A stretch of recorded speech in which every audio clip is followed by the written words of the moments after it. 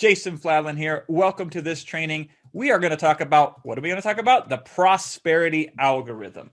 And to really understand what that means is we first got to define what an algorithm is. And it's a fancy techno-babble kind of language that is used today to determine how people are shown what. So if you think about it, your life right now is dominated by algorithms. So you might listen to podcasts, and largely it's algorithms that suggest to you podcasts. If you go on YouTube, they're telling you what videos they think are most relevant to you. If you're on Facebook, that news feed is attempting to parse and sift through all the noise that's out there to give you what they feel is most relevant to you. So it's a way to automate decisions that are supposed to somehow or another get you what you want. So that's kind of the high level what an algorithm is. And my experience with algorithms has been pretty successful. And I'm really excited to understand, excuse me here, algorithmic thinking, if you will, because I look at webinars like what we're doing here today as an algorithm. And I've been able to crack this. My team, not just me, of course, here at Rapid Crush, we've been able to work together and crack this. And the very platform we're on, which is Zoom, which is now a multi-billion-dollar platform. I am the only marketer they have brought in to train their users on how to do webinars. And I can do that because I understand webinars have an algorithm, and I crack that algorithm. You might have heard of this website called Amazon.com. It's the biggest one in the whole wide world in terms of people spending money with it. And we were able to crack the Amazon algorithm in terms of what were the inputs that were required to be successful selling products on Amazon. And we helped thousands and thousands of other people as a result of that once we could report our findings on what that algorithm was. My favorite business model online where I make most of my money is affiliate marketing, meaning I find the best products I can, and then I endorse them and recommend them to others and get a commission, essentially, if you will. So that has an algorithm. Affiliate marketing has an algorithm, and I think we've cracked it because we have the best record for a promotion in the industry that we're in, which is just shy of $10 million within 8 days. And all of these are algorithms, but there is a better algorithm, a higher level algorithm that don't just make your bank account bigger, but it makes your heart and your soul more fuller. And I started flirting with this algorithm in 2007. That's where it started in this little tiny shed in Coralville, Iowa. And I was paying a couple $100 a month, and that probably was overpaying where I was living, where my living room was, my bedroom was my floor that I slept on at first because it was also my office. And I really got focused on the first layer of prosperity, which is money. And, I played it, I hustled it, I fought against it, I broke through it, and then I became a millionaire before 30. And then I became a multimillionaire afterwards. And along the way, I kept refining what prosperity meant to me. First with money, then with wealth, then with an abundance. And then to me, prosperity is an abundance of abundance. It is a wealth of wealth. And earlier this year, we took all of these 10 factors of prosperity that we were taking a look at, and we're like, okay, which ones are the most important? If you want to unlock prosperity, uncover it in your life. And we determined that these were the 10 most influential ones. So we put them together, we put them in a training program, and we did it live. It was a wonderful success. And we are about ready to do it live here again, starting Thursday, May 27th. And it's the last chance live pricing, special discount. So at any point in time during this presentation, if it makes sense to you, and you can get started, and it'll be the last time I foresee myself doing this training live, but we take 10 sessions and we break them down. My goal here today is to give you a glimpse and a taste and an understanding of 8 of these 10 sessions, to give you the most I can of 8 of these 10 sessions previews, so I can give you the absolute biggest impact in the limited time that we have, with the hope if it resonates and it makes sense and financially you're comfortable with it, you will sign up. So we will get into each one of these here very shortly. First, though, why prosperity? So I think prosperity is the ultimate form of wealth. I know many people who are money rich, but prosperity poor. And I know other people who perhaps are really good in some areas of their life, but not all areas of their life. And it's hard to have a 3-legged stool that you can sit on that only 2 legs are functional. So prosperity is an abundance of abundances. And I have sat down and analyzed it through my own experiences, through modeling other people, through being connected with all the sorts of amazing geniuses throughout the world. And I did an analysis, and I'm like, there are at least 63 very important factors that can contribute to prosperity. But out of these 63, what are most essential? If I could take them on a desert island with me, what were the only ones that I would be able to take with me if they could fit in my pocket? And here they are. Here are the 10. The prosperous purpose, the structure of freedom, adaptivity and flexibility, tenacious persistence, the virtue of adversity, strategic leverage, wonderful unfairness, serendipity and luck, marketing experience or marketing expertise, I should say, and perfect imperfection, as I just demonstrated by my ability not to read what was on the slide correctly, right? So these are the 10 elements. I'm going to go and give you the essence of 8 of these 10 elements here today. And if you're ready to rock and roll, just say, yes, I'm ready. And we'll begin. And we begin with the most important, which is the prosperous purpose. Now, to contrast what lack of purpose cost you, here's the cost of lack of purpose. And I think Elena Ferrante said it best. She said, the circle of an empty day is brutal. And at night, it tightens around your neck like a noose. It is sad, but it is reality that many people have an empty day, followed by another empty day, followed by a series of empty days that lead to an empty life. And I don't want that for you. And I've had that for me. And I would never want to go back there again. So this is what's at stake if the purpose isn't connected correctly. So if you don't have a purpose, then here is your purpose. I'm going to give you your marching orders. Your first purpose is to uncover your purpose. You are in purpose and you are on purpose as you look to uncover purpose. So find what your purpose is by seeking it. You don't really have to find it or seek it. It's actually already inside you. So uncovering it is more apt of a description. So your first purpose is to uncover your purpose. And then once you get that purpose, you give your heart and soul to it.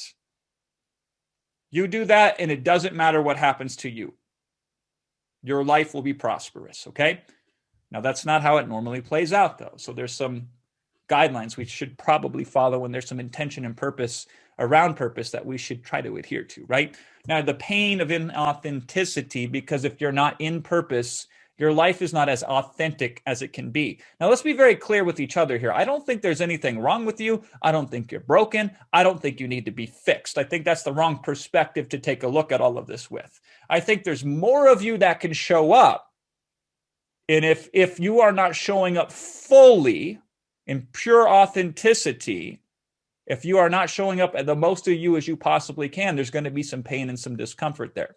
Now, the level and the degree of pain and discomfort are in direct proportion to the inauthenticity in which you are currently living in, which is not a judgment, it's just an observation.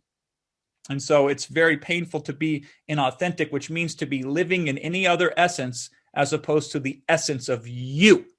You follow what I'm saying here? So let's alleviate that. Another way of looking at this, the prosperity of purpose, is a healthy person has 1,000 wishes. A sick person only has one.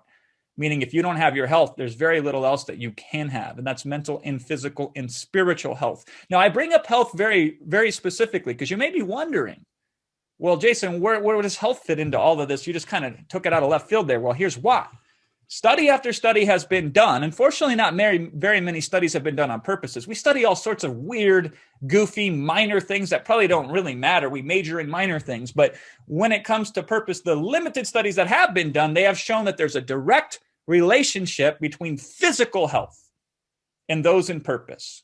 So the more you are in purpose, the less of a risk of a heart attack that you have. So how's that for bringing it to reality? The more you're in purpose, the less risk of a stroke. To put it simply, the more you're in purpose, the longer you'll live, right? The universe tends to conspire with you. They say, whoa, that person is really living, so let's give them more room to live. But the person that is not in purpose, the universe is, meh. Whether they live 10 years or 1 year, it's going to be the same impact because it's lack. It's not enough of it, right? So sense of meaning and purpose in life is linked to a longer lifespan. So the cost of non-purposeful living then is also on a very day-to-day level, not only on a high level from a health perspective. It's hard to know what to say no to. You ever feel that way?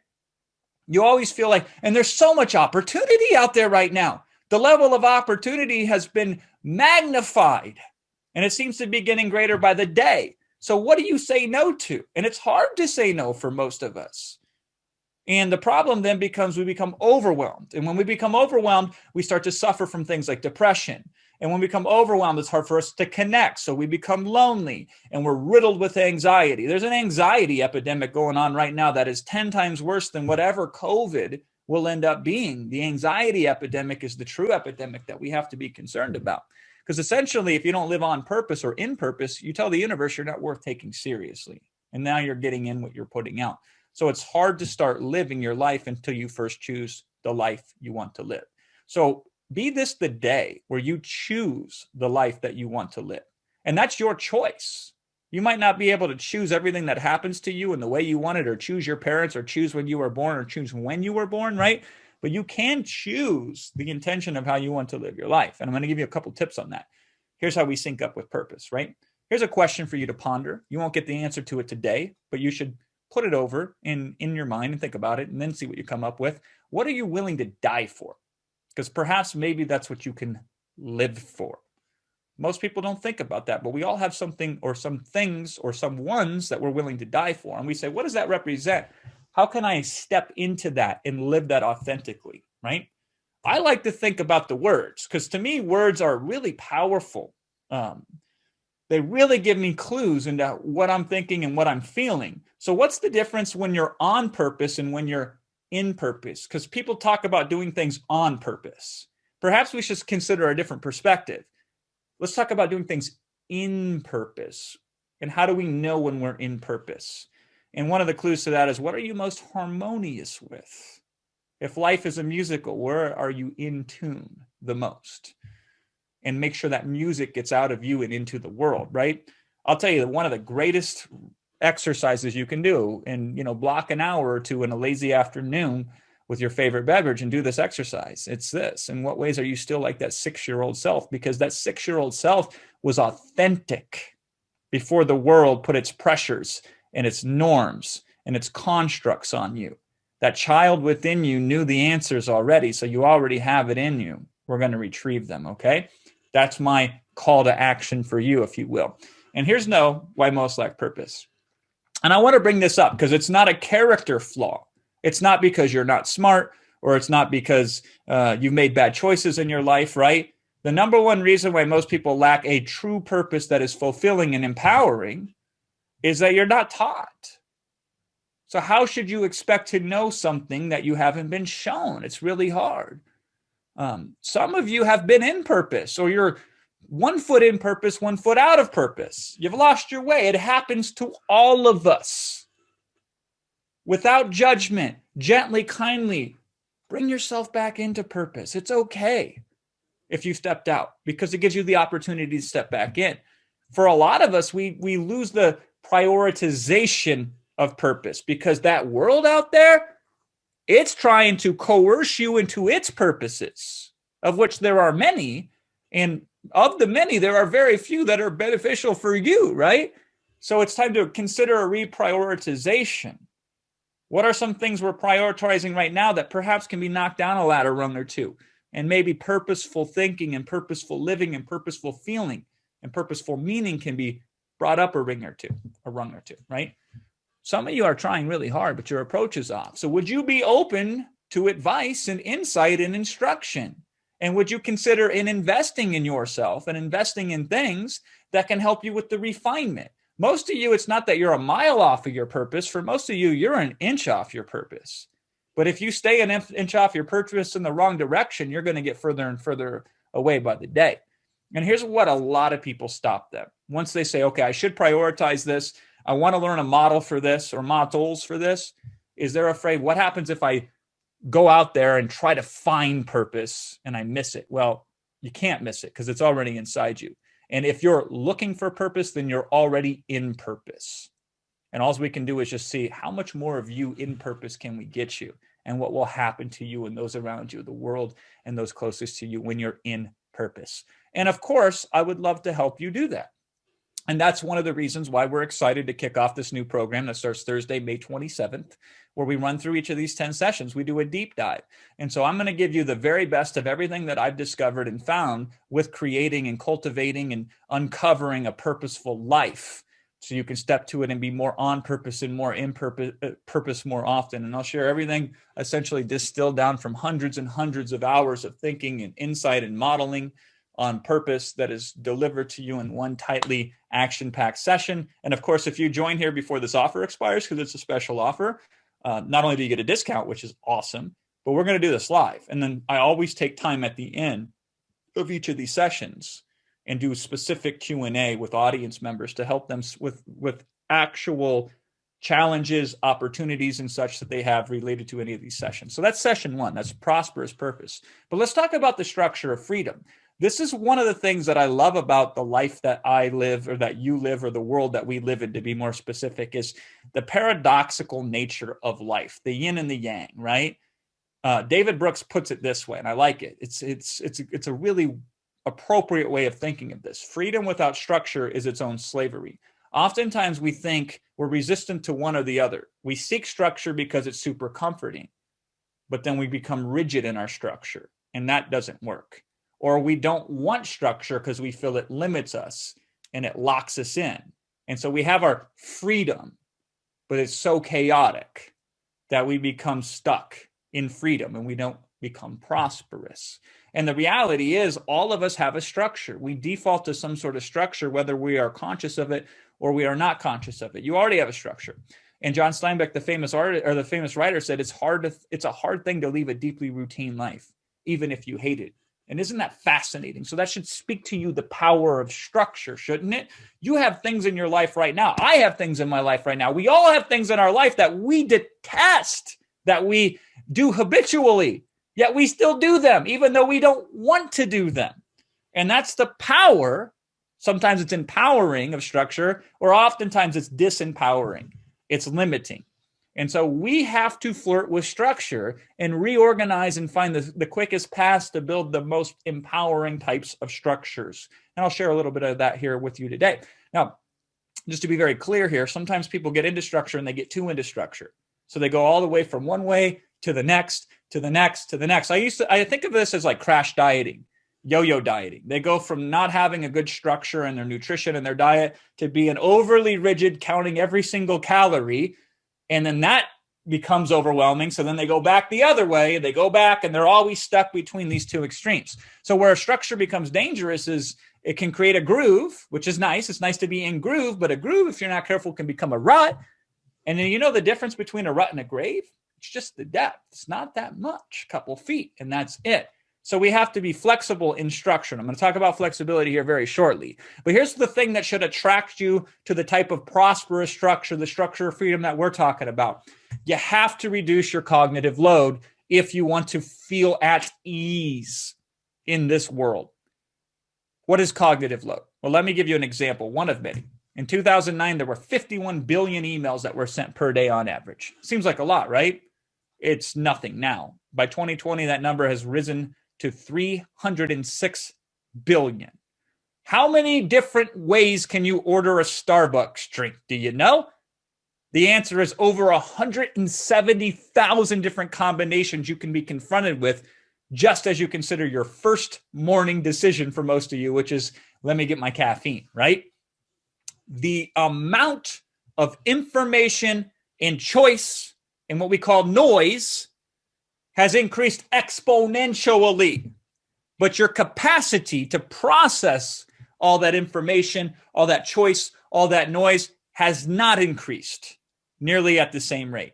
Generally, we're equipped with the same operating system as we were 50,000 years ago, with minimal improvements to our brain functioning and our processing and our understanding and our ability to see the world around us, right? Our senses are roughly the same. But that ain't the world around us, is it, right? I want you to think about it this way. I had a Mac 2 computer when I was a little kid. That's how I learned computing. I was like 4 or 5 years old. I'd get on this little old Mac, this Apple II, I think it was called back then, right? Imagine having that same operating system and trying to get on the internet today in the new world. You can't. Well, this is even worse than that. So we have to find shortcuts or different modalities, if you will, to process the ever-increasing noise and information and choice and options and decisions and all of this stuff that is assaulting us from every single angle. So this is why we need the prosperous structure. Here's some of the benefits of having a structure. It builds confidence. A lot of people think you have to have experience and results to get confidence. That is not the case. Knowing and having something that you know is coming up and then doing it, whether you do it great or not, just the routine of it will in and of itself create more confidence than any other lever that I know. It also reduces willpower and determination. I absolutely detest willpower. If willpower is the tool in your toolkit that you reach to when you want to get something done as your go-to, life is going to be very hard for you. And that makes me very sad. But unfortunately, for whatever reason, whole industries are built around this concept of willpower. Willpower doesn't work. My friend Ben Hardy wrote a book literally called Willpower Doesn't Work. Willpower can work, but it's the least effective, hardest, most likely to break down. Determination is nice, but it's overrated. Think about it this way. A child isn't determined to be innocent. A child is innocent. No willpower and determination needed. You feeling what I'm saying on that one, right? And so if we have structure, willpower and determination can take a back seat. We don't need them anymore. The best thing about prosperous structure is it builds momentum. Newton's laws of motion says an object at rest stays in rest, which is most of us right now with what we want. We get you in motion. An object in motion tends to stay in motion. It creates that momentum, motion to prosperity, right? And believe it or not, it actually enhances spontaneity and creativity. I'm a music buff here. I love music.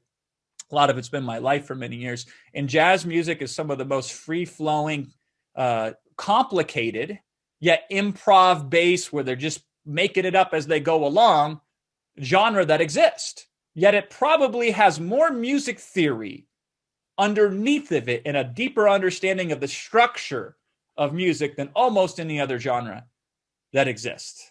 And so if you want more spontaneity and creativity in your life, which are really awesome experiences to have, let's create a certain kind of structure. It gives you something to look forward to.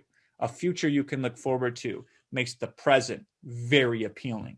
Now, let me give you a little tip on how to start structuring. Here's the first thing I would love for you to structure. If you don't do anything else, if you don't know where to start here. Structure your chaos. You know what happens when you start to structure chaos? All of a sudden, here's what chaos feels to most of us right now. Here's what this chaotic world feels like to most of us. It is something that we feel powerless over. It is something that happens to us that we become a victim of, and that we are just we are screwed. We have no control over it. And that is typically the perspective most people have on chaos. What happens when you decide consciously to say, this is where I'm going to experience chaos? I'm going to experience from this time to that time. I'm going to schedule my chaos. You know what happens? So many things happen. I couldn't break them all down here. We do it, of course, in Prosperity Algorithm. But there's so many wonderful things that happen. First of all, you realize chaos is an energetic force that you can channel and leverage. It's one of the most powerful ones. But if nothing else, it's a trick. It's a hack. Once you start to feel like chaos doesn't just have control over me, I can exert some control over chaos. All of a sudden, life tends to get a little more stable for you so you can think a little clearer. And oftentimes, that's where the breakthroughs happen. The breakthroughs don't usually happen because you have some eureka genius moment. The breakthroughs typically happen because the world stops being crazy. And now you can actually see, think, hear, and feel straight again.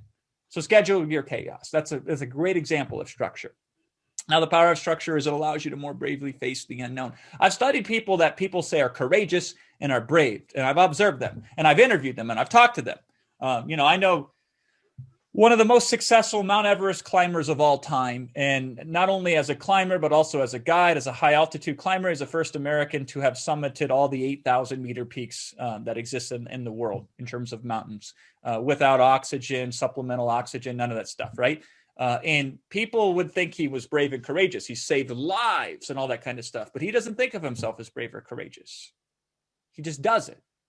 And so who we worship as brave and courageous oftentimes doesn't feel brave or courageous. They're just too well trained to panic. Think about it from that way. They have structure. Structure allows us to bravely face the unknown, because guess what most of your life is like? It's complete unknown. It's you staring into the abyss. That's what the life is that somehow or another has been arranged for us, right? So structure allows us to face that. So those of you who have fear that you're in the grips of right now, which I find is a lot of people that we reach that are struggling, they're in the grips of fear. We put some structure in place, and all of a sudden it's like, all right, what's fear? I don't have to think about fear. I don't have to overcome fear. I just have something that I'm ready to, that I can fall into. And the more I do it, the more of me I can be. And if you like this idea, if it's resonating with you right now, the reality is just one of these sessions with one insight or one model, because I break down models, I give step-by-step instruction of implementation. So it's not all just head and heart. There's some practicality to it as well. One of these things applied properly should get you a 10x return on your investment, $299. But we got more to cover. Let's talk about adaptivity and flexibility. This is something that is not programmed by default into your DNA. We seek simplicity. We want to pick something and follow it and not vary from it whatsoever. We wish for that illusion to be true. And we talk about things like comfort zones. And have you ever sat down and examined what that phrase means? I think it's a very dangerous phrase to opt into your life, the comfort zone. It's a very limited way of looking at it. It's a very uncomfortable way, in my opinion, of looking at comfort zone, because it's going to create discomfort. Because the presupposition is this: I see a comfort zone, and what can I do with that? It's like generally a circle. So this is how your typical person that talks about comfort views it. They say, here's a circle, let's stretch your comfort zone. And now you can have more capabilities and you can do more if you've broken through your comfort zone. The problem with that is it's two-dimensional. You can stretch it. Wow, great. You can maybe widen it, maybe make it bigger. You can try to break through it, which implies a lot of effort. I don't want to break things as much as possible. I want to build things, right? And so generally when people like buy into this mentality of comfort zones, they limit their ability to understand how to manipulate comfort. And so I don't think of comfort as a zone. That's too far comfortable of a way of looking at it. Because you can invert comfort. You can flip comfort inside out. You can turn the very thing you're uncomfortable about into the thing you become most comfortable with instantaneously.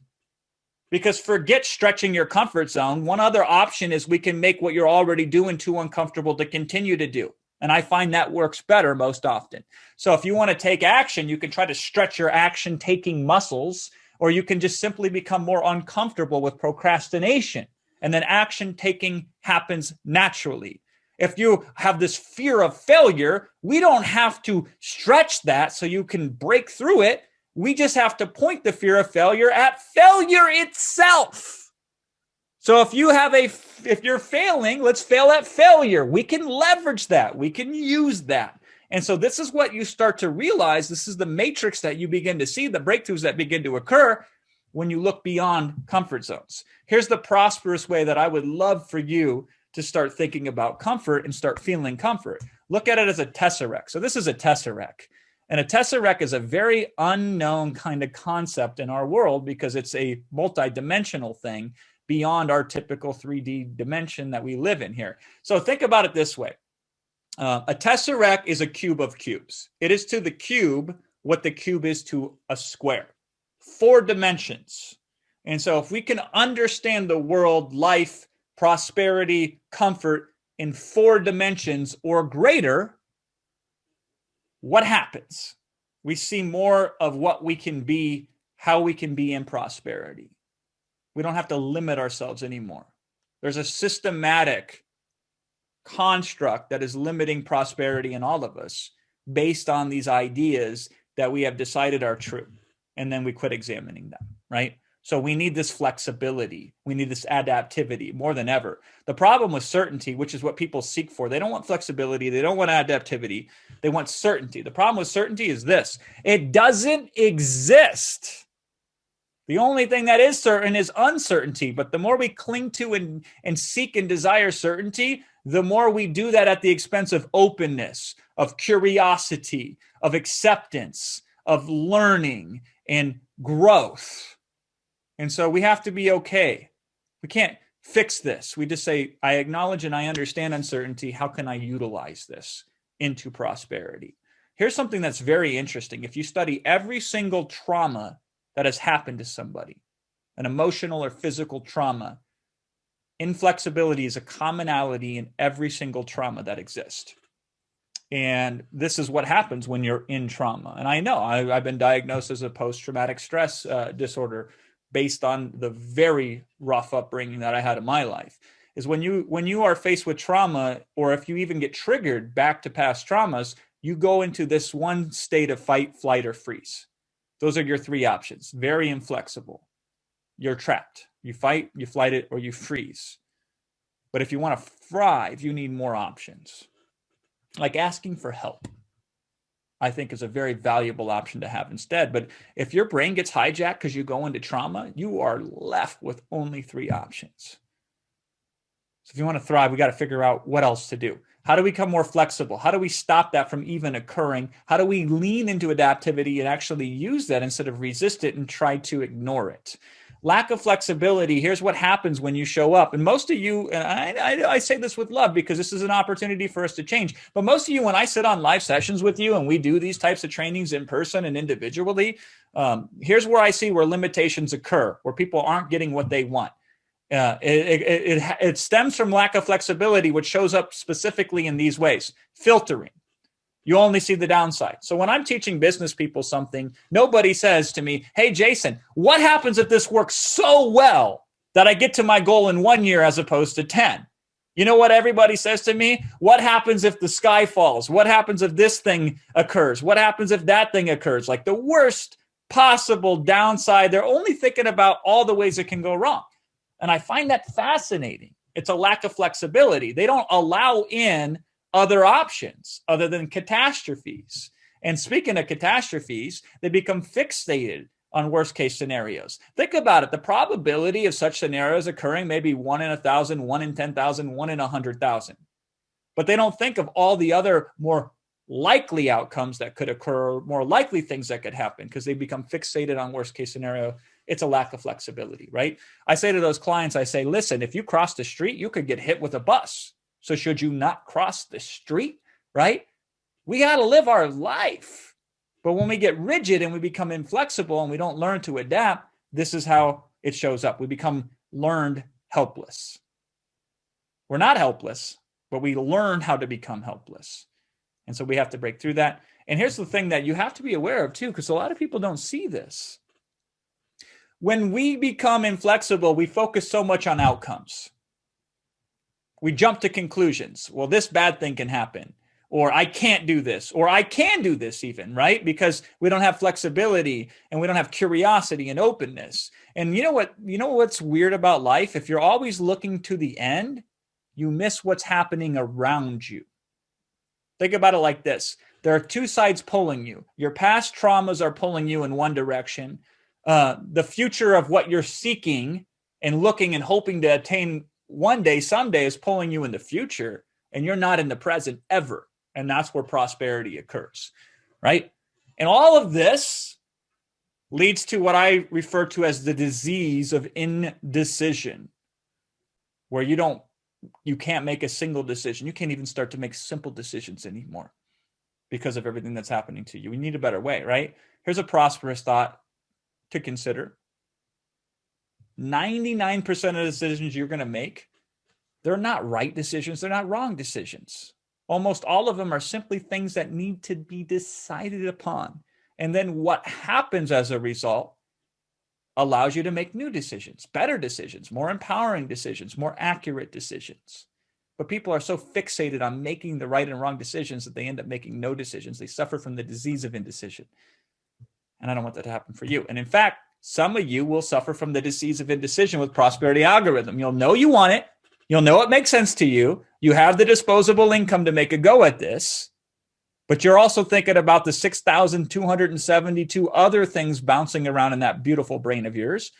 And even though you want it, you won't say yes to it. There's a lot of you who will, but there's some of you who won't. And that really hurts. It does, honestly. Because not just because I don't get you as a client, as a customer. It hurts because that type of thinking can become very insidious. That disease of indecisions. Most people have trouble deciding where they're going to eat at night.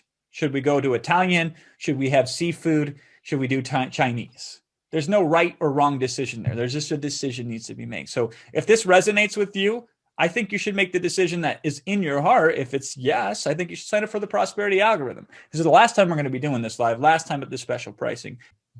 Talk about persistence.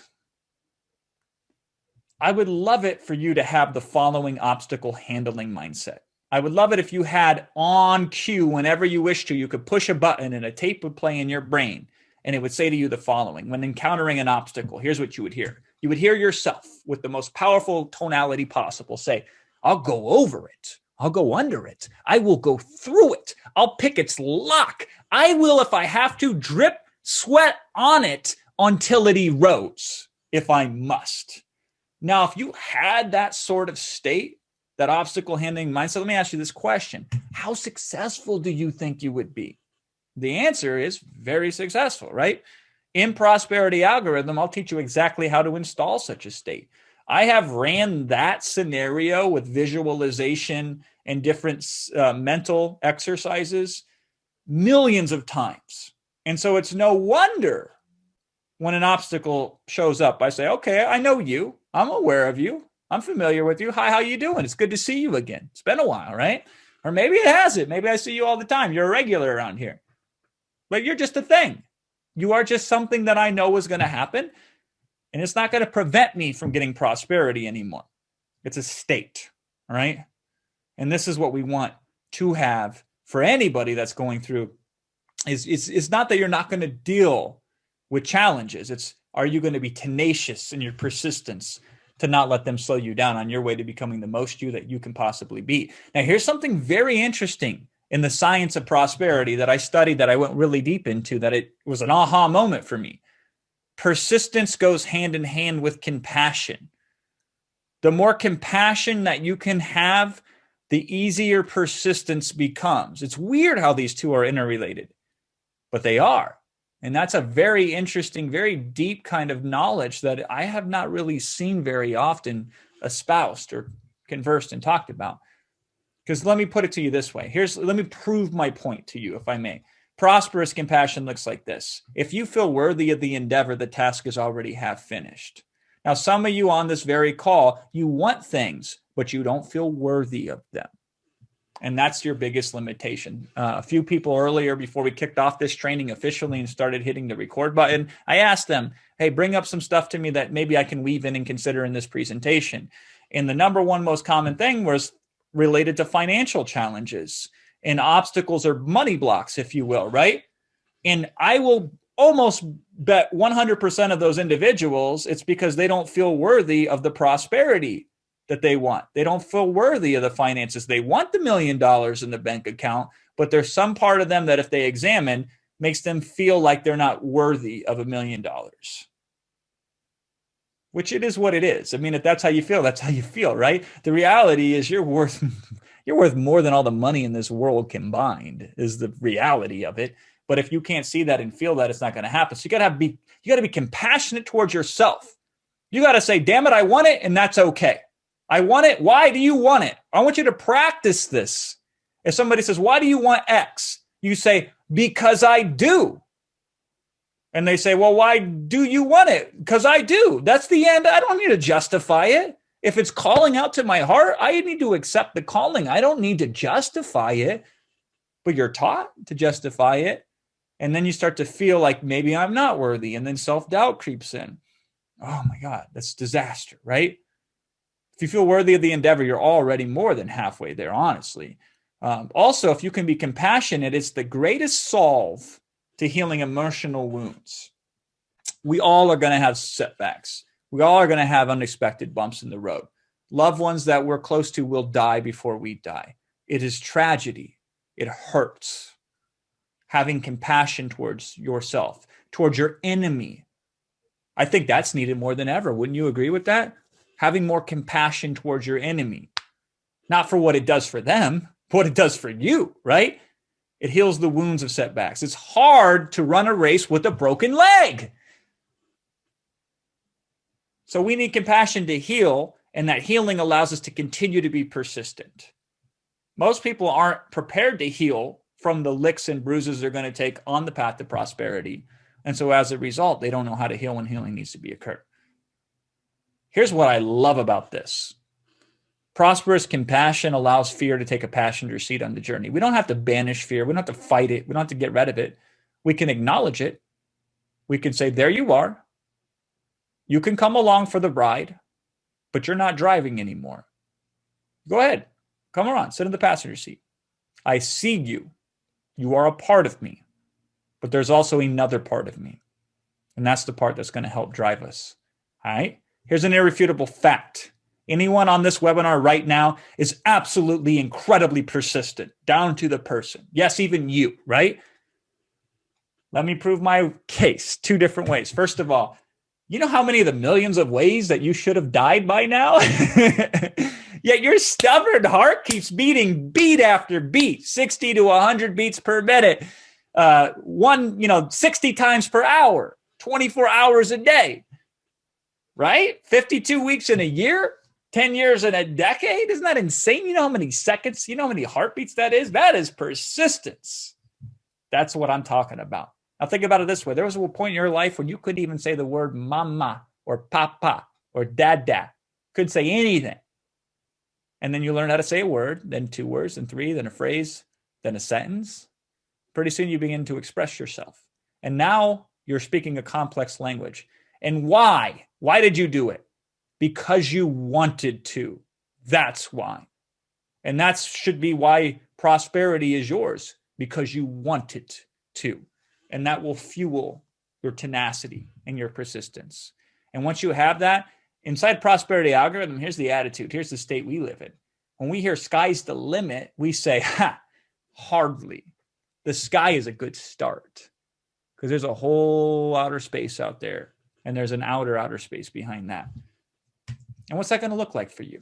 Well, let's find out. Go ahead and get started. You'll see on that page, there's a countdown timer because it does expire soon because we're taking everybody in so we can go through this live. But you'll also get the full details of each and every one of these sessions. Let's talk about adversity. And there's obviously overlap between these different elements. I've tried to isolate them so we can examine them each, but they're all interconnected. So persistence and adversity and flexibility and purpose, they all go hand in hand. Freedom and structure, all of that stuff. Einstein said this: adversity introduces a man to himself. That's when you truly find out who you are, is when you're faced with adversity. And so our goal is to take these stumbling blocks and then turn them into stepping stones. And the number one way you can deal with adversity is to ask for help. That's one of the biggest asks that I'm going to ask you, is to be okay with asking for help. Now, there are ways you can ask for help that are not very prosperous. If you have a teenage daughter, you might know what I'm talking about. There are ways to ask for help, though, that are very prosperous and very empowering for you and for the help giver as well. Unfortunately, for many of us, our ask for help muscles have atrophied. We haven't practiced asking for help, even though there are people that would love to help us and would get more joy out of helping us than the joy we would receive out of being helped. And chief amongst my struggles was the ability to ask for help. Because a lot of my life, I was built to where I was required to help others, and I was never expected to have help given to me. So I developed this attitude that better not to ask for help, then you won't be disappointed, right? But that limited a lot of my growth. It didn't limit my ability to make money, but it limited my ability to truly step into prosperity. And when I examined this, I said, okay, if I don't know how to ask for help, I'm going to study it. I'm going to build a model around it. So I went around, and I kid you not, every time I saw someone asking for help or something related to asking for help that I thought was awesome, I clipped it. I put it in a notebook, and now I have a swipe file, is what we call it in our industry, of really good models of asking for help. I literally have word for word transcriptions of ways that I think are the most effective ways to ask for help. And we break some of those down and we talk about the most important ones in sort of inside of prosperity algorithm. But it's really fascinating, especially in today's age. I think it's with this rugged individualism that's been cultivated and permeating into our culture and our economy, is most of us don't ask for help. And as a result, we try to face our adversities on our own. And it can be doable, but boy, is it scary. And so sitting down and saying, how would I ask for help in a way that would be the most empowering, most helpful way that I could do that? That's the key to turning stepping blocks from stumbling blocks, turning them into stepping stones. Now, the thing about adversity that you have to understand, and I say this with all the care and love and compassion in the world, is there's always a manufactured component to it. Another word for that is to say it's imagined. Now, there are some very real adversities that you have faced that have hurt you. And I feel my heart goes out to you for you having to suffer through those. But there's a story, at least in part, that has been attached to that. My story of being attached to adversity is I don't deserve to be helped. I don't deserve that type of thing because there's something wrong with me. That's not true. It was a story that I attached to the adversity that I faced growing up in the environment that I grew up in. And so that was my manufactured component. Sometimes, for some adversities, all of it is imagined. It only exists in your mind. It's not the reality whatsoever. And so we have to take a look at these things. And we have to be okay with accepting adversity, not fighting it, not trying to look into it and have a deeper meaning towards it, but saying and acknowledging, here's adversity. What can we do with adversity? How can we utilize adversity to help us get what we want? Now, how do we avoid it? Or not how we bury it, or not how we survive it, how we utilize it, okay? And one of the easiest things is to reduce some of its burden by unpacking some of the manufacturing or some of the story attachment of adversity. Now, the thing about this is the more money you want to make, the more wealth that you bring on, the more adversity you will have as well. You know, the famous philosopher, Notorious B.I.G., the rapper, said, "Mo money, mo problems." Very true. So if you can't handle adversity now, wait till you have a whole bunch more of what you want and what you desire and what you seek. See, there's a part of you right now that is so intelligent, it's stopping you from getting those things that you want. Because it's saying, well, hold on a second. You can't even handle the adversity you have right now in your life. You don't have the proper mechanisms for it. I'm saving you. It's a trade-off because I know you'll be uncomfortable with not getting what you want, but you'll be more uncomfortable with getting what you want until you can. Unfortunately, that program running in your head, it doesn't say, all right, now let's make a plan, a study on adversity and how we can actually leverage and use it. That's why you have me. I'm going to help you with that because there's virtues in adversity. See, adversity allows you to exercise courage, which we all can do, right? Adversity helps you develop your character. We need character development school just as much as we need reading, writing, and arithmetic. Without adversity, there is no growth opportunity. Without adversity, there's no chance to heal. Without adversity, I would have never been a monk, which would have never led me into the business I'm in now, which would never allowed me to connect with you. Took me a while to figure that out, but once I did, I said, whoa, there's value here that is being unharvested, that once harvested unlocks and brings in tremendous prosperity. And I want you to harvest the tremendous prosperity that's already there for you. Just a little subtle, different shift or change or tweak, and it can be yours.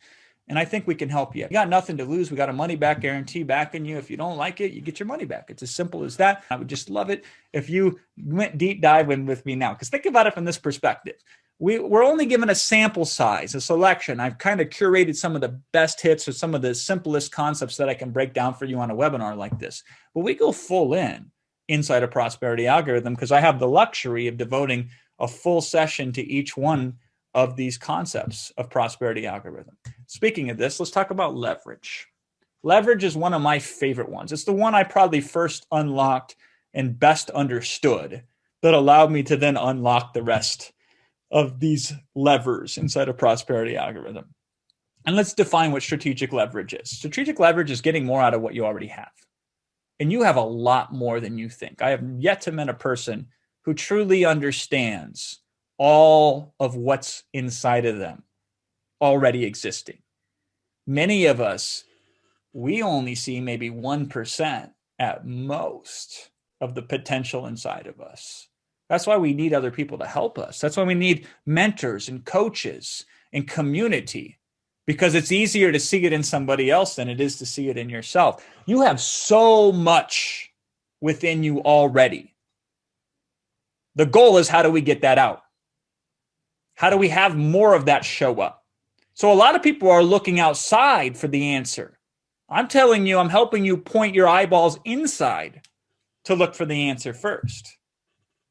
So that's strategic leverage. So let's put it some interesting ways to think about it here.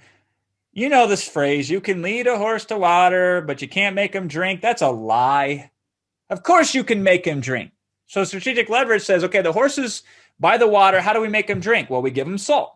We put apple juice in the water. We warm the water up because warmer the water, the more pleasant on the palate generally for a horse, right? That's leverage. Veterinarians specifically have had to come up with these things because if they can't get the horse to drink the water, the horse dies. But they already had the salt. They already could get the apple juice. It was already easy to warm it up. That's leverage. People say it's like finding a needle in the haystack. I say, give me a metal detector or give me a strong enough magnet and I will give you all the needles. That's leverage. People say, Jason, you can sell ice to Eskimos. I've heard that a million times. And I say, of course I could. What do you think they make the igloos out of? If that poor Eskimo is freezing to death and isn't going to be able to build their igloo in time and you pull up with an ice block truck and you say, listen, I got blocks of ice. We can stack them and we can build an igloo out of it. Of course you can sell igloos.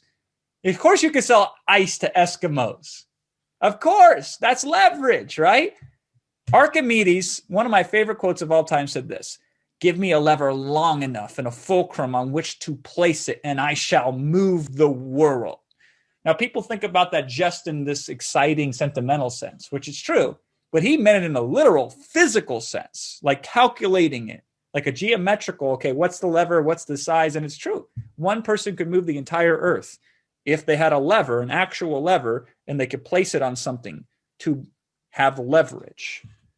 And that's what we're looking for. Already what's inside of you that can be leveraged is the easiest, most powerful way to create that momentum into prosperity.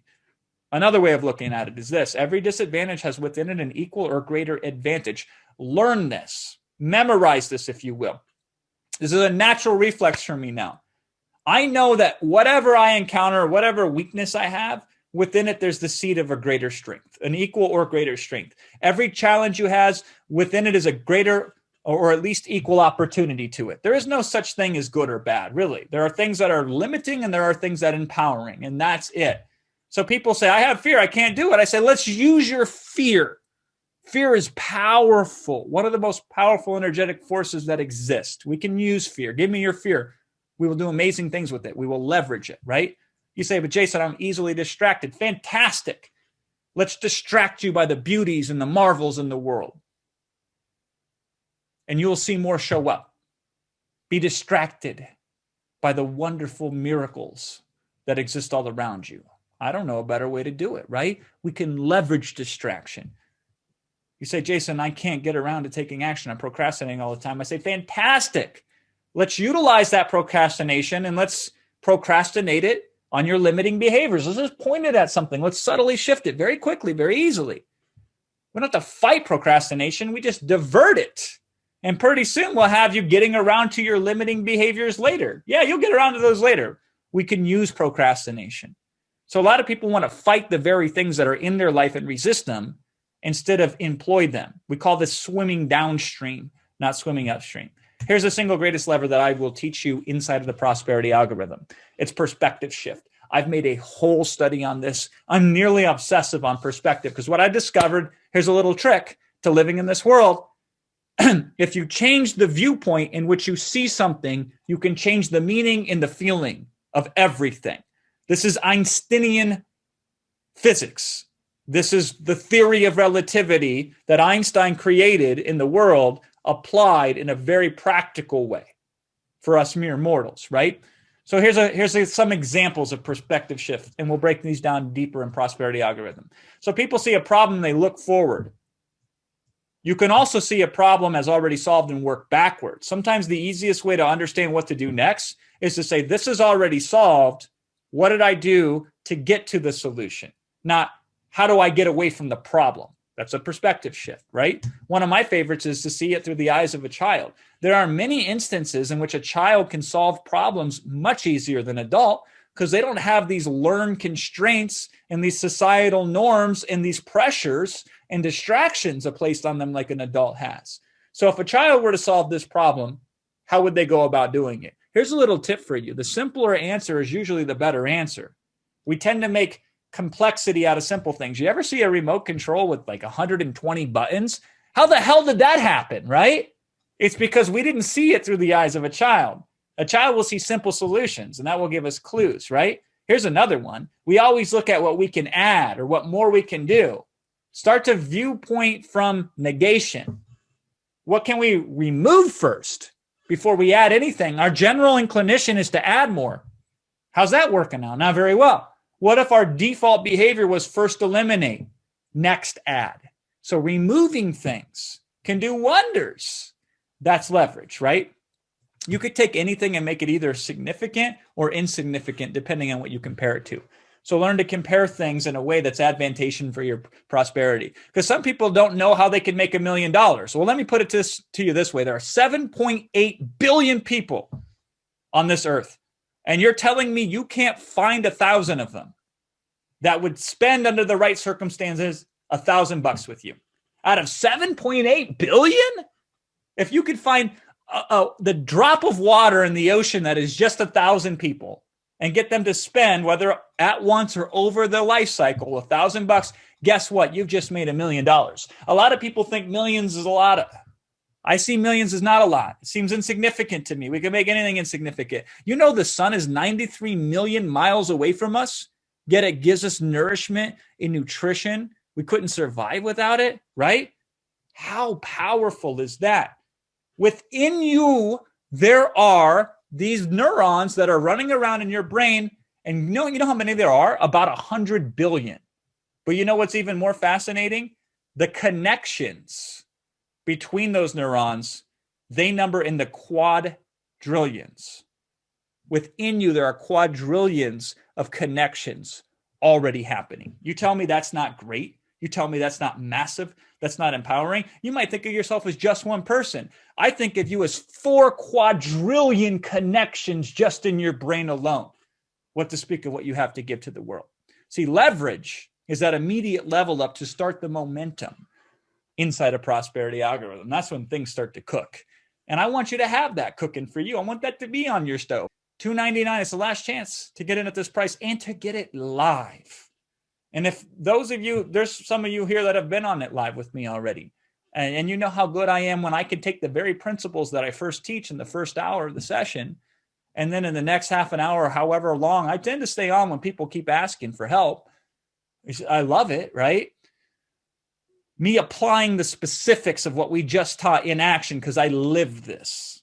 I don't just teach it, I live this. It's just as powerful. And I want you to be one of those in the laboratory of prosperity with me so we make it happen. Let's talk about unfairness. This is one that would not make most people's top 10 lists when it comes to abundance, wealth, money, prosperity. And I've actually framed it as wonderful unfairness. And so this is, to me, one of the lesser understood influential factors of prosperity. And to set this up, I'm going to share with you some things that are very hard to hear.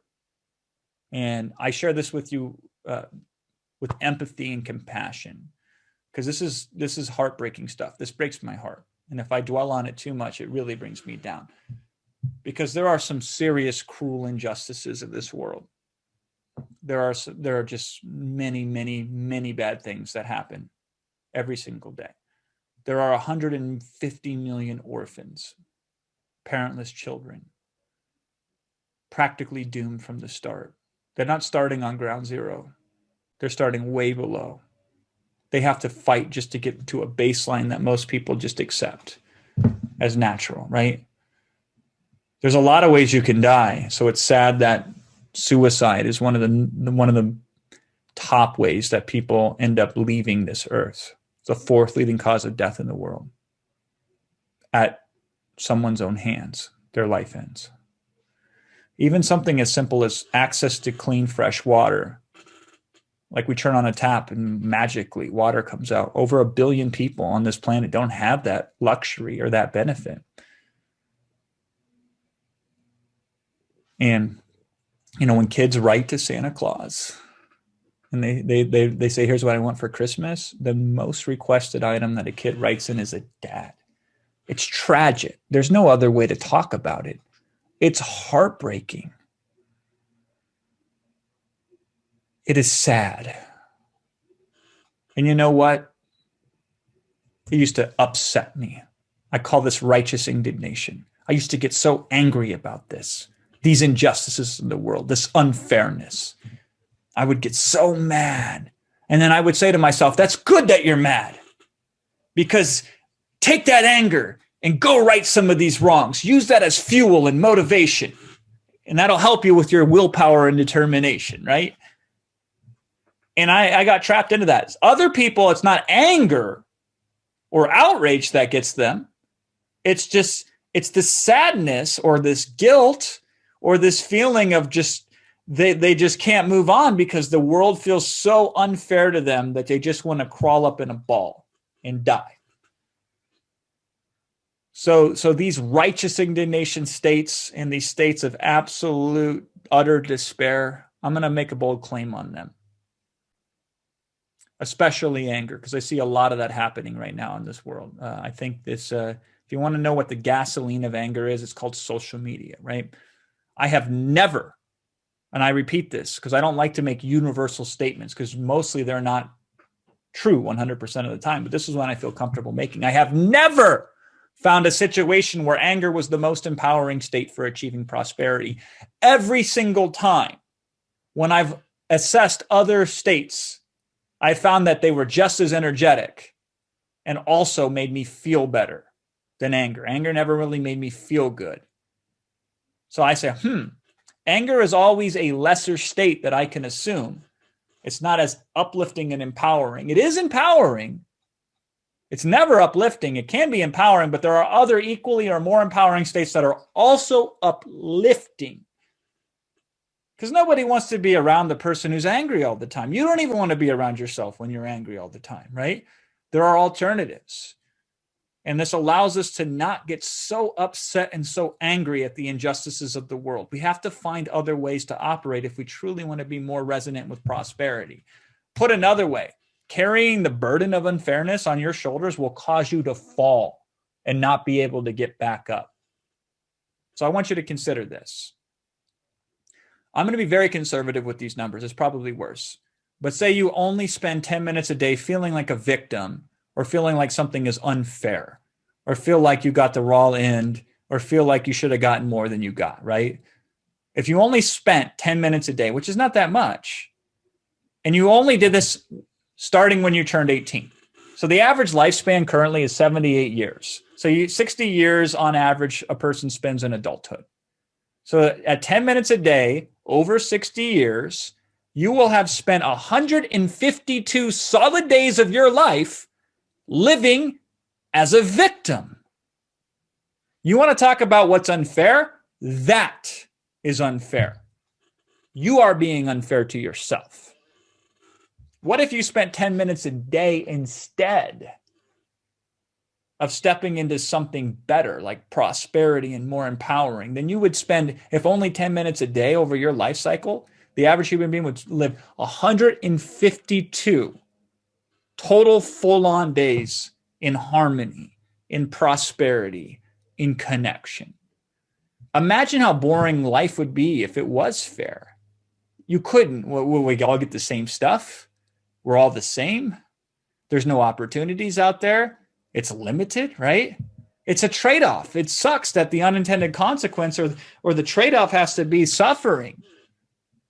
But the upside has to be there as well, which can be prosperity. And so isn't it wonderful that it's unfair? By the way, it allows you not only to better accept what you already have, because a lot of people have guilt around what they already have, as if somehow you feeling good takes away from somebody else, right? Once you unburden yourself of that, boy, you start to live on fire. But also at the same time, some of the greatest joys and some of the greatest fruit in life is when you help repair the injustices in the universe. You can't do them all. You can't do most of them, but there's something where you can take it and turn that unfairness into prosperity. And whoa, it's amazing how wonderful life is when that occurs. We sit down and we really break this concept down of unfairness because for most of you, it's an invisible force right now that is pushing back against you and preventing you from moving forward into the prosperity that you seek. And then lastly, let's talk about serendipity and luck. I generally work with entrepreneurs, and they're very interesting creatures to observe in the wild, right? many of them have this utter distaste for luck. The self-made man or the self-made woman is a very, very ingrained concept for them. And it's very fascinating that even to mention luck is practically hearsay in the circles of most entrepreneurs. But nonetheless, serendipity and luck are an absolutely wonderful force into prosperity. Let me put it to you this way. Prosperity is harder to come upon if you only focus on yourself and your own personal characteristics. That's problematic for many reasons. One of which is there are things outside of your control that no matter how good you are, no matter how prepared you are, no matter how hard you work, will affect and influence what happens to you, right? Now, what's cool about this is if you open yourself up to these outside things, you can actually utilize them. If you acknowledge them and make room from them, prosperity becomes easier. But if you try to deny their existence, they're going to occur anyway, and you're going to be blindsided by them. I like to think of it this way: to diminish luck and chance and coincidence and serendipity and synchronicity is to play the game of life without a full deck of cards. Let me prove it to you. Fascinating study. So I studied luck and I studied chance and so on and so forth, right? And in my studyings and dealings on this factor of luck, I came across what's called the newspaper experiment. And it went like this. They found two groups of people. They were in London, and they asked these people, they said, do you consider yourself lucky or unlucky? The people that said, I'm not very lucky, or I consider myself unlucky, they put them in group A. And the people that self-described as, yeah, I'm a lucky person, or, I feel lucky, right? They put them in group B. So group A, unlucky, group B, I feel lucky, right? Both groups were given the exact same instructions. Instructions went as followed. They said, here's a newspaper. I want you to go through it and count the number of photographs that are in this newspaper. And so both groups, they got the same exact newspaper. They went through and started counting, right? Now, here's what's interesting. A few pages into this newspaper, there was an advertisement, not an image, not a photograph, just a little ad in text that said, stop counting. There are 43 photos. So at that point, if you wanted to in this experiment, you could have stopped counting. You could have went to the instructor and said, there's 43 photos. And then you would have been done with the experiment. Or you could have kept going. And if you kept going and you flipped through a few more pages, maybe because you didn't think there were necessarily 43. Could it be a trick? Maybe you didn't notice it, and that's why you kept flipping through. I don't know. But a few pages after that, there's another ad. And it says, stop counting. Tell the experimenter that you've seen this ad, and you're going to win 150 pounds, or what's the equivalent of about $200 US. Now, here was the results of this. How many people saw that second ad and ended up winning $200, roughly $200? And was there a difference between Group A and Group B? Those who considered themselves lucky, were they more likely to win the money than those who considered themselves unlucky? And that's exactly what happened. People who described themselves as lucky were several times more likely to win the prize. Why? Interesting, huh? That simply people who thought they were lucky would flip through and see an advertisement a few pages after seeing another ad and still somehow then go on and then be able to win the money. What happened? Well, here's what happened. Let me relay it to you from the guy who created this experiment himself, who has studied more self-described lucky people than anybody else on this planet, Dr. Richard Wiseman. And he was being interviewed about this concept.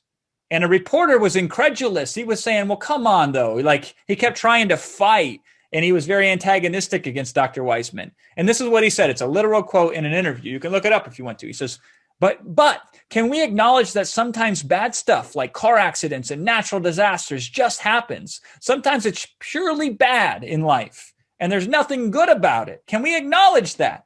And here's what Wiseman responded with. He says, I have never heard that from a lucky person. Whether it's true or not, it doesn't matter. A lucky person doesn't take on that perspective. So here is the refinement of luck. Okay, sorry, before we get into that, here is the answer to why a person who considers themselves lucky, they tend to see more than what's just in front of them.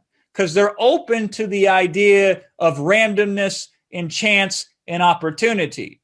A person who sees themselves as unlucky only looks for the photographs and misses the advertisement that says, here's how you win money. A person who considers themselves lucky, if they get in a car accident, they say, whoa, here's a chance for me to get to know this person. And who knows, maybe they can become a friend. So it's not that lucky people actually objectively have more luck. They don't. Studies have all proven the same. They have about the same amount of luck, whether they feel they're lucky or not. It's just that they tend to be open to and as a result get more out of life. Now here's the refinement of luck, because it's really easy to oversimplify this. Don't do that. Do that at your own apparel, right? It's not just positive thinking. I know many positive thinkers who are absolutely not in a state of prosperity. Positive thinking alone, I wish it was enough, but it's absolutely not. It's an oversimplification. It's an offensive way of viewing the universe, honestly. Okay. Nor does it mean that the most successful people are also the luckiest. As I have just stated, there is no difference in actual objective measurements of people that consider themselves lucky that are actually any luckier. They're not. They just think they are, right? Here's what it means. It means that they're more aware of luck and serendipity. And because of that, they can better limit the randomness of it. And better still, they can channel it. They can have more influence over it simply because they have more room for it. Most people, though, they don't make room for luck. And then they are shocked at how unlucky they are. Well, yeah. If you lock your doors and don't answer it when opportunity knocks, don't be shocked when you don't answer the door and there's no opportunity, right? A lot of people minimize the power of serendipity and they end up in hot water because they think all of their results are due to them. And so they start winning. They win several times in a row and not thinking they can lose anymore, not being aware that they can lose. And then they start taking chances they shouldn't take and they get humbled. See, when you embrace luck, it unburdens you from feeling like you have to do everything and you have to control everything. You know how liberating that is to be okay with not having to be in control of everything and not feeling like you have to do everything? That's power just right there that can be channeled into prosperity. Here's the reason why luck deserves deeper examination. What most people think of as good luck in this world is actually some of the worst luck that could absolutely exist. And I'm referring to winning these big lottery jackpots, these 8-figure or more, $10 million mega lotto, whatever you call them, right? Because here is the statistics around the luck of big lottery winners. So an 8-figure lottery winner, here's what they are compared to an average person. An 8-figure lottery winner is 20 times more likely to be murdered. So their death rate in terms of being killed goes up 20x over an average person. They're 17 times more likely to overdose on drugs. So it's not just poor people that have drug problems like a lot of people think, right? 8-figure lottery winners, they have significantly higher chances of dealing with drug issues and becoming overwhelmed and overdosing. They are 41 times more likely to be kidnapped. And here's my favorite one. Favorite just because of how ironic it is. And life is a study of ironies. They are 22 times more likely than the average person to go bankrupt. How's that for luck, right? I only want you to win the lottery if you are ready for everything that comes along with winning the lottery. But until then, I hope you never win the lottery. Now, if prosperity algorithm, if you get in there and you can accept the lessons and the purports, then you winning the lottery is going to empower you because you're channeling more of who you are. But most people, too much too soon, all at once. It's not luck. It's the opposite. The slope of prosperity looks like this. You can't control your initial position. You can't even do anything about where you are currently from what you did in the past. All you can do is exert major influence on its trajectory. I don't know where you started on the chart of prosperity, but we can influence where you're going to go. And one of the simplest, easiest ways that I learned from Dr. Wiseman on really enhancing your life with luck is to create a luck diary. Start writing down when you got lucky or how you got lucky, either today or past lucky events, right? And soon you're going to come to expect good luck. I literally had this the other night. This is crazy how this happened to me. Let's go back to the first bullet point. My son and I and one of our dogs, we went to the park. I walked the dog. He plays. we're at the park. This happened on Monday, and today's Thursday, and this woman is screaming and yelling at her child, and it's disrupting the whole park, and it's very uncomfortable and it's very uneasy. And it's triggering past feelings of me and that type of childhood. And she's on the phone with her boyfriend for 20 minutes, screaming and yelling. She goes to her car, which is like way down on the other end of the park, and we can still all hear her screaming and yelling.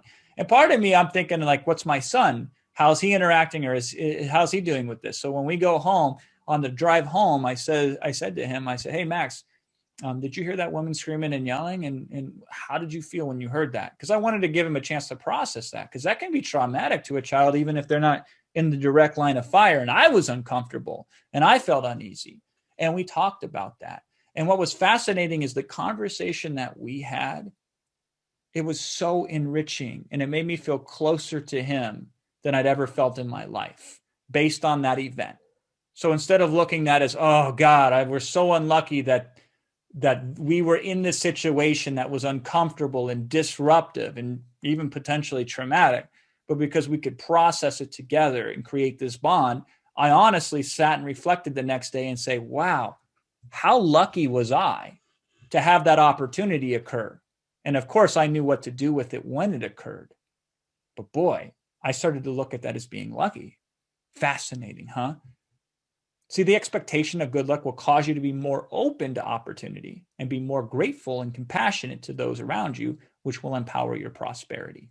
So this is what the prosperity algorithm is all about. The two ones that we didn't have time to cover here today are marketable expertise, which is a very practical examination of showing up in the real world with this prosperity in a way where you can get compensated and have impact, more importantly, and influence over others and their life and what they desire. And then perfect imperfection is the last one. Many of us try to seek perfection, whether we know it or not. And there's something beautiful about imperfection. I posit very early on in that session on reconsidering what perfection is, because perfection isn't performance, in my opinion. It isn't outcome. It isn't a result. It isn't playing a game and getting a perfect score. Perfection to me is the smile and the innocence of a child or a beautiful sunset. That's perfection. So there is a type of perfection, but there is also a way where imperfection is the most prosperous thing that you can have. So we learn how to embrace that and channel that. Prosperity algorithm is 10 sessions. We do it over 2 weeks, 2-ish weeks, I think it is. We do them live on Zoom. It's a go. And we go through it pretty much back to back. We do 5 sessions in a row. We take a couple days off, and then we do 5 more sessions, and it's done. Because I want to create the final version of this product. So in the future, when people invest in it, we won't give them all the content at once like you're getting. We will organize it and release it over strategic periods of time. They will obviously have to invest more to get that, and they won't have the experience of being on live with us and getting their questions answered and so on and so forth, which we also record and we also put in a members area. So all of these sessions, you can attend them live, whether you can make it or not. You will still get access to a members area where these are housed, where you can download them and access them at any time with the slide decks and everything as well. And I have put more heart and soul into this training program. I've created over 100 plus training programs in my life. And I've put more heart and soul into this one than any other one I have in my life. It was a massive undertaking for me. In a lot of ways, it tried me and it wore me out because it made me pull deeper into myself than I think I ever have in any capacity like this. And I am so happy with the result. And I know we're going to take it up another notch this time, because the first time was the first time. Now that I've had a chance to sit on it for 4 months, play with it, tweak it, really take it to the next level, I would love for you to be a part of it. I don't plan on doing it live again anytime soon, certainly not for the rest of the year. I don't know if I'll do it live even again next year, because it is definitely something that is, while fulfilling, it is definitely brings out the most of me possible. And so I want you to go through it live with me if you can. And I'm going to give you a special deal, special pricing in order to do that. And I believe that every single one of you here has something in one of these sessions that will be a paradigm shift for you, that will be an aha moment for you. The beautiful thing about this type of insight is once it's uncovered, it just automatically takes place. A lot of the things that we strive to improve in our lives only occur after we do a sequence of lots of effort and events. And, we got to work ourselves then to get the result. But this type of revealing of what's already inside of you, once it's revealed, it happens instantaneously.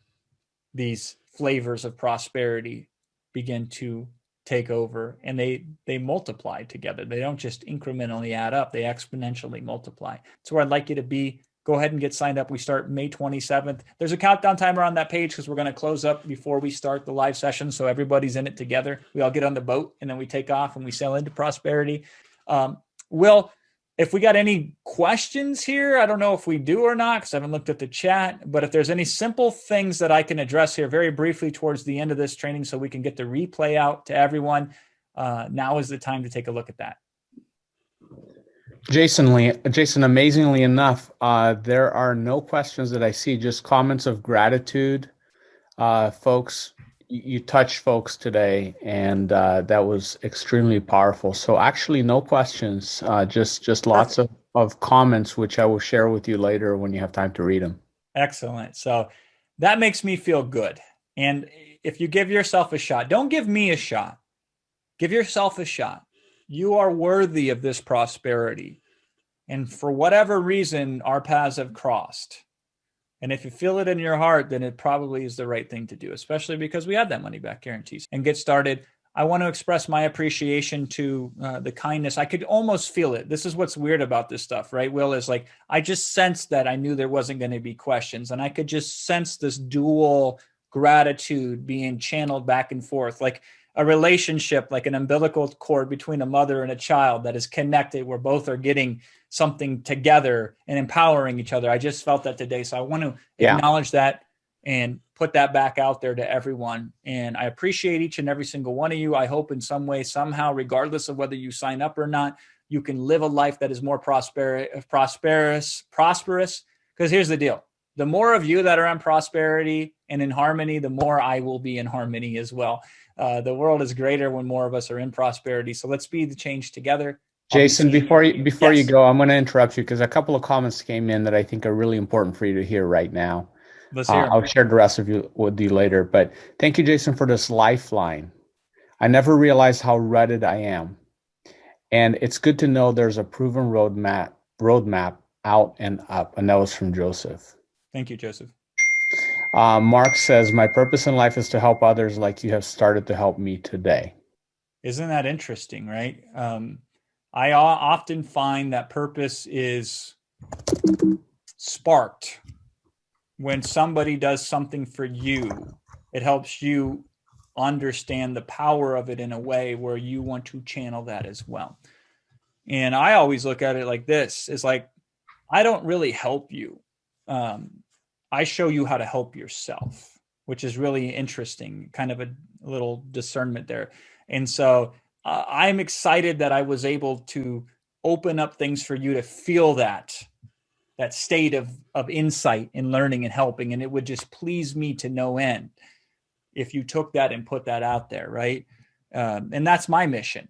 And so you helping me in that way helps you, but it helps everybody else. And this is what we need to do in prosperity. And isn't the world scary out there? I'll tell you what, I don't know if it's just me getting older. I don't know if it's coincidence. I don't know if it's scientific fact or not. But every year I've lived on this earth since 1983, the world has started to feel a little bit more scary. So every year I've had to do even more just to maintain, because I have to counteract some of that scariness that's out there, right? But the good news is that prepared me, because it forced me to address these issues and really drill down into them and understand them, because I didn't have an option. If I didn't get this, I would die. It was that drastic, right?